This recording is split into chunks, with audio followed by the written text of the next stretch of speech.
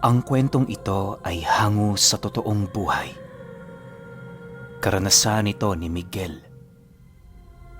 Taong 1955, Kuruan, Zamboanga del Sur.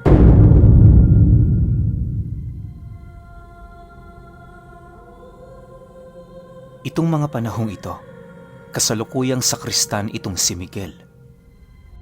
Araw-araw naroon siya sa simbahan para magdasal. Sa tuwing umuuwi naman siya sa kanilang baryo, tumutungo siya sa talon para manalangin. Buong buhay niya, nakatuon sa Panginoon, gawa ng pangarap talaga ng mga magulang niya na maging pari siya. Sa edad niyang 23 taong gulang, halos mag-aanim na taon na siyang naninilbihan sa simbahan. Ang pari noong humahawak sa kanya, inabisuhan na siyang lumipat sa seminaryo para makapag-aral siya. Subalit dahil sa malayo yon sa kanyang pamilya, kaya na may hindi maiwasang mag-alangan itong si Miguel. Sa pagsapit ng Semana Santa, naging abala naman sila sa simbahan. Dinadagsa kasi noon ang kanilang lugar kapag sumasapit ang mga ganoong araw, gawa ng maraming mga mananampalataya sa kanilang lugar. Ordinaryong pangitain na din para kay Miguel ang makasilay ng mga antingero na bumabalik-balik sa simbahan para maghanap ng mutya.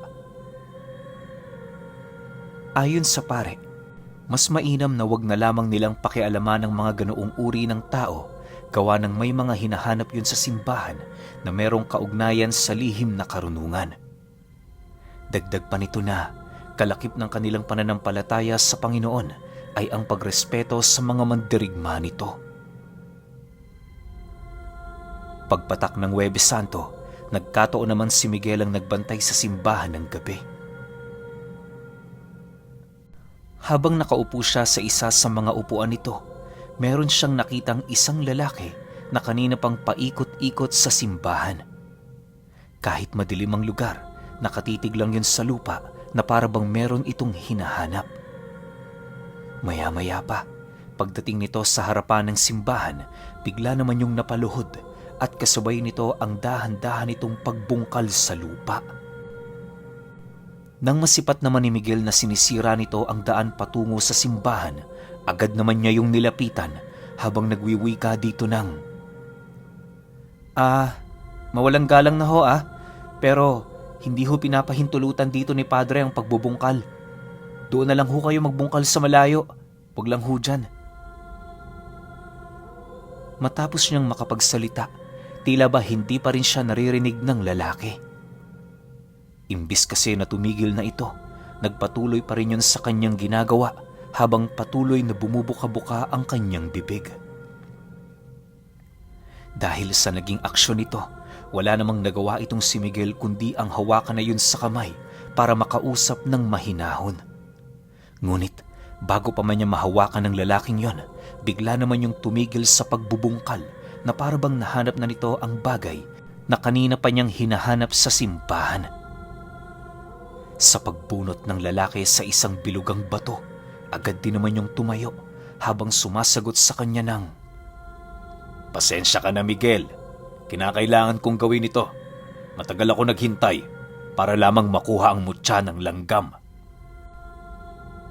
Dahil sa sinabi nito, halos hindi naman siya makasagot sa kadahilanang sa isip-isip niya. Anong mutya? Langgam?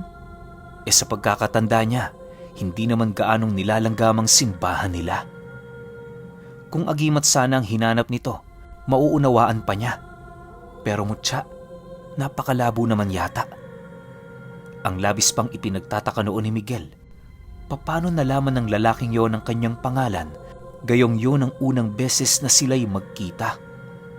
Sa pagkakatanda niya, wala namang mananampalataya sa simbahan nila na lalaki na ganoon ang itsura. Lumipas pa ang ilang minuto nang mapagtanto ng matanda na halos hindi na siya makasagot. Ngumiti lang naman ito habang nagwiwika sa kanya ng, "Kapag may oras ka, puntahan mo ako sa bahay ko. Ang palatandaan na malapit ka na sa aking tahanan ay ang usok na kaamoy ng rosas. Pag-isipan mo yan, Miguel. Hihintayin kita roon. Matapos nitong makapagsalita, agad din naman yung tumalikod at mabilisang naglakad papalayo.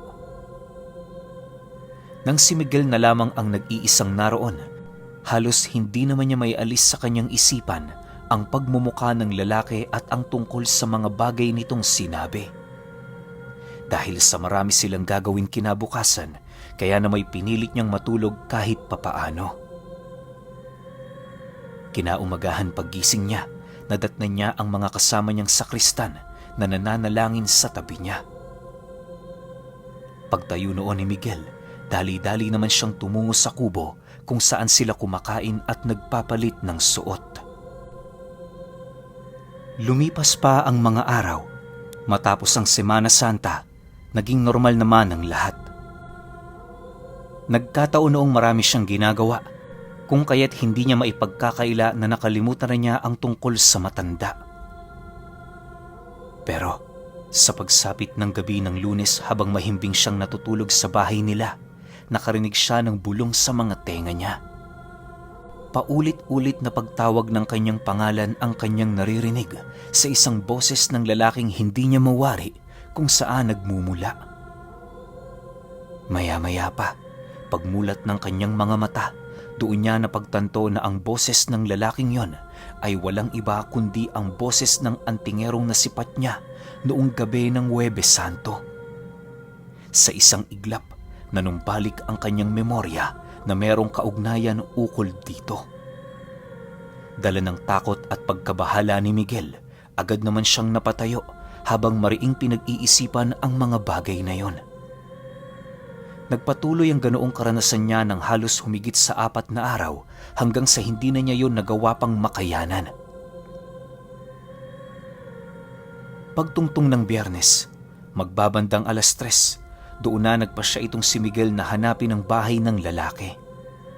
Nilibot niya ang kanilang baryo hanggang sa marating na niya ang isang liblib na lugar na naroon sa dulong parte ng sementeryo. Kung titingnan, hindi mo akalaing may naninirahan sa lugar na yon, pero anong magagawa niya? Doon niya naaamoy ang usok na parang sunog na rosas. Sa pagpapatuloy ng kanyang paglalakad, tuluyan na nga niyang nasipat ang hindi gaanong kalakihang kubo sa dulo nito. Marami doong nagkalat na mga hayop kagaya ng kambing, baboy at mga manok. Sa pagpasok niya sa lugar na yon, nasipat niya ang mumunting bukiri ng lalaki kung saan may mga tanim na saging at iba pang mga bungang kahoy. Napakarami din itong mga tanim na halamang gamot sa paligid na siya namang nagpapatunay na isa yung albularyo. Paglapit niya sa bahay nito, sakto namang lumabas ang lalaki sa pinto ng nakangisi. Dali-dali yung lumapit sa kanya habang nagwiwika ng, "Mabuti naman at napadalaw ka, Miguel. Pasensya ka na. Hindi ako nakapagpakilala sa iyo noong una tayong magkita. Ako nga pala si Emil, tubong tungawan." Nang marinig naman ni Miguel ang sinabi nito, tanging pagngiti lang naman ang kanyang nagawa habang sumasagot dito ng, "Magandang hapon po sa inyo, Manong Emil. Pasensya na ho kayo sa abala. Meron lang ho sana kasi akong kaklaruhin sa inyo. Alam nyo kasi, 4 na araw na yung dumaan. Palagi ko kayong nakikita sa panaginip. Hindi ko alam kung bakit, kaya ninais kong personal na kayong makita para makapagtanong." Nang marinig naman yon ni Emil, abot langit naman ang pagngisi nito habang nakatitig sa kanya. Maya-maya pa, pinapasok siya nito sa loob ng bahay kung saan walang pagdadalawang isip naman niyang ginawa. Nang makaupo na sila sa sala, doon inilahad ng lalaki sa kanya kung ano ang pakay nito. Ayon kay Emil, siya ang may gawa kung bakit palagi siyang nakikita ni Miguel sa panaginip. Naniniwala kasi yung hindi magpapakita sa kanya ang sakristan kung hindi niya yon paparamdaman. Dagdag pa nito na, kaya lang naman niya ginagawa ang bagay na yon sa kadahilanang sa lahat ng tao sa kanilang baryo, si Miguel ang kanyang natipuhan bilang disipulo. Marami na din yung sinubukang binata pero ni isa sa mga ito wala siyang nagustuhan. Inilahad din sa kanya ni Emil na ang pagiging puro ng kanyang wisyo ang umaakit dito. Makinig ka, Miguel. Mas di hamak na maituturing na paninilbihan sa Diyos ang larangang ito. Mamili ka. Gusto mong maging pari para protektahan ang batas ng Diyos? O gusto mong maging albularyo para protektahan ang mga taong nakapaligid sa iyo habang naglilingkod sa Kanya? Ikaw ang magdesisyon. Hindi lahat ng tao nabibigyan ng ganitong pagkakataon. Wika ni Emil. Matapos naman niyang marinig ang sinabi nito, doon niya nakumpirma ang hangarin sa kanya ng albularyo. Bagaman nais niya noong tumanggi, hindi niya kayang maipagkaila ang labis niyang paghahangad sa kapangyarihan. Ang nasa isip kasi noon ni Miguel, maprotektahan ang kanyang mga mahal sa buhay laban sa mga taong mapang-abuso at mapanlamang sa kapwa. Dahil sa wala pa noong kasiguraduhan ng kanyang desisyon, kaya na may binigyan siya ng lalaki ng halos humigit kalahating taon para magpasya. Sa loob ng 6 na buwan, malaya siyang gawin ng kahit na ano habang patuloy yung pinag-iisipan. Naging pabor naman ang desisyon nito para kay Miguel, lalo pat isang seryosong bagay ang gagawin niyang pagpapasya. Sa oras kasi na sumailalim siya sa poder ni Emil, tatalikuran na niya ang pagiging isang sakristan. Taliwas yun sa nais ng kanyang mga magulang kung kaya't hindi niya maiwasang mag-alangan. Lumipas ang mga buwan, walang ibang inisip itong si Miguel kundi ang alok ni Emil sa kanya. Habang papalapit sila sa buwan ng napagkasunduan, tila ba unti-unti nang lumilinaw sa kanyang isipan ang kanyang pasya.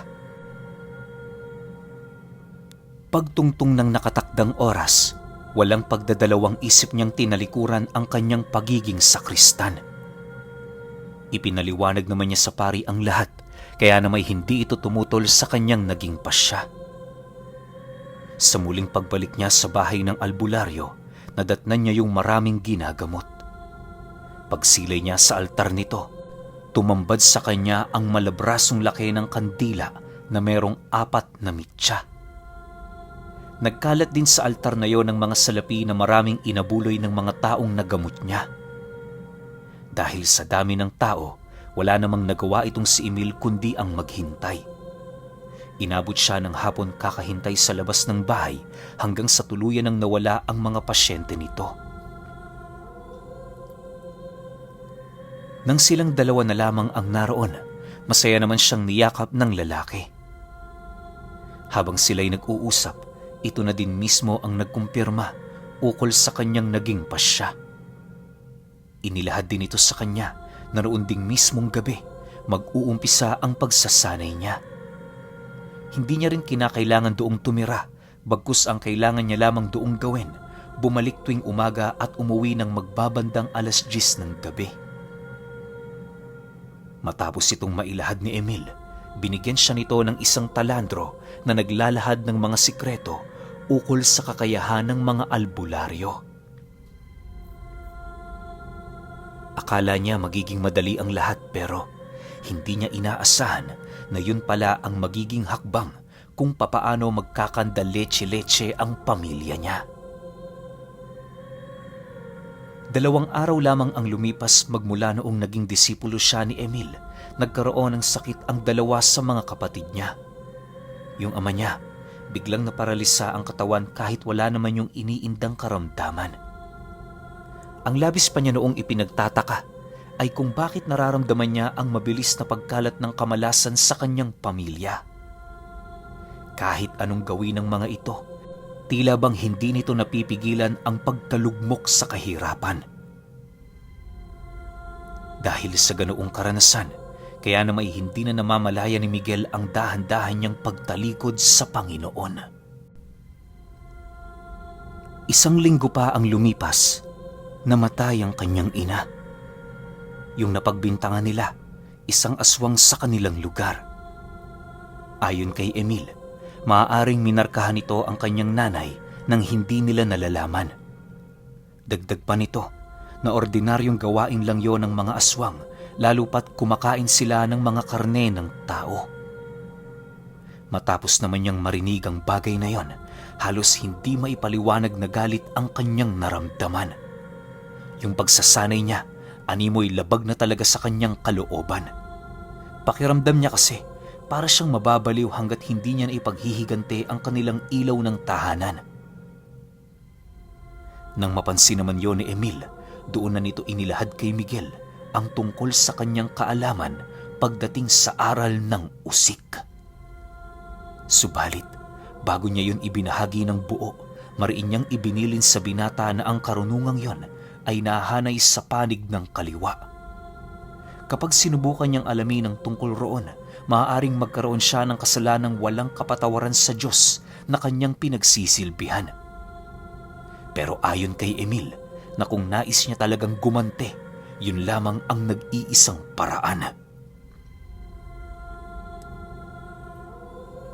Sa paglalim pa ng gabi, nanatiling tulala itong si Miguel. Bagaman gabi ng lamay noon ng kanyang ina, minabuti niyang manatili sa tahanan ng albularyo.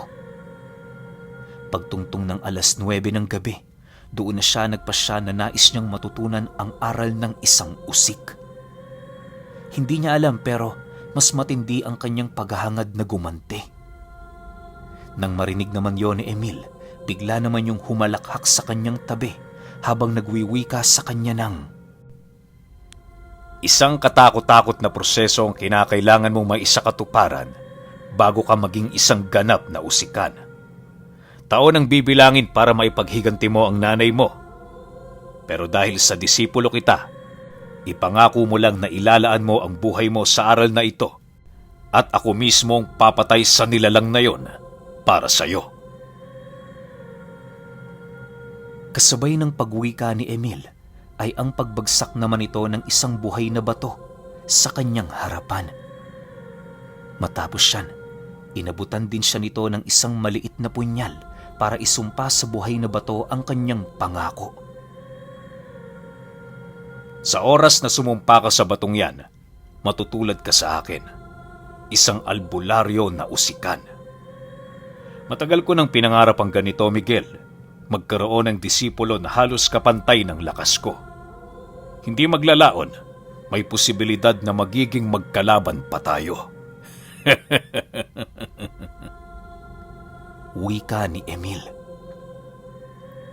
Dagdag pa nito na kaya lang naman niya nasabi ang mga katagang yon sa kadahilan ng naaayon sa paniniwala ng mga usikan na iisa lamang ang kauri nila sa bawat baryo.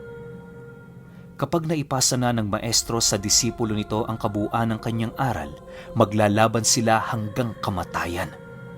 Ang matitira, ang siyang magmamana o ang mananatili. Matapos naman niyang marinig ang mga sinabi nito, animoy doon na niya naunawaan ang sikreto ni Emil.